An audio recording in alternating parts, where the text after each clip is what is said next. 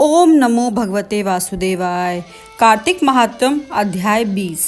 अब राजा पृथु ने पूछा, हे देवर्षि नारद, इसके बाद युद्ध में क्या हुआ तथा वह दैत्य जलंधर किस प्रकार मारा गया? कृपया करके मुझे वह कथा सुनाइए। नारद जी बोले, जब गिरिजा वहां से अदृश्य हो गई और गंधर्वी माया भी विलीन हो गई, तब भगवान वृषध्वज चैतन्य हो गए। उन्होंने लौकिकता व्यक्त करते हुए बड़ा क्रोध किया और विस्मितमना जलंधर से युद्ध करने लगे।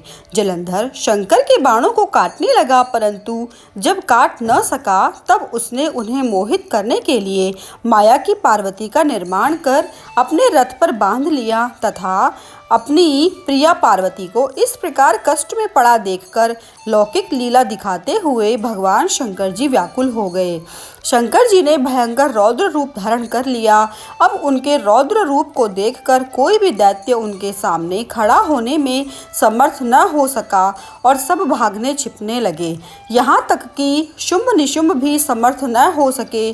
शिवजी ने उन शुंभ निशुंभ को शाप देकर बड़ा धिक्कारा और कहा, तुम दोनों ने मेरा बड़ा अपराध किया है।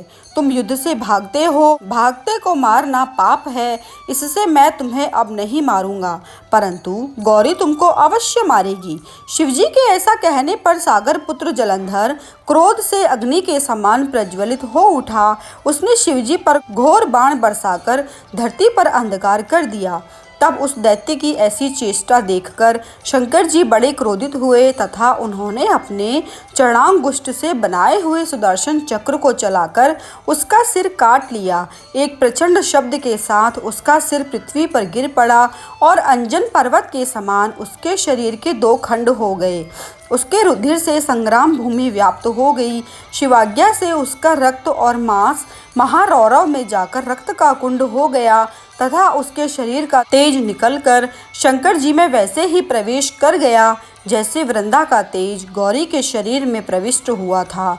जलंधर को मरा देखकर देवता और सब गंधर्व प्रसन्न हो गए। ओम नमो भगवते वासुदेवाय।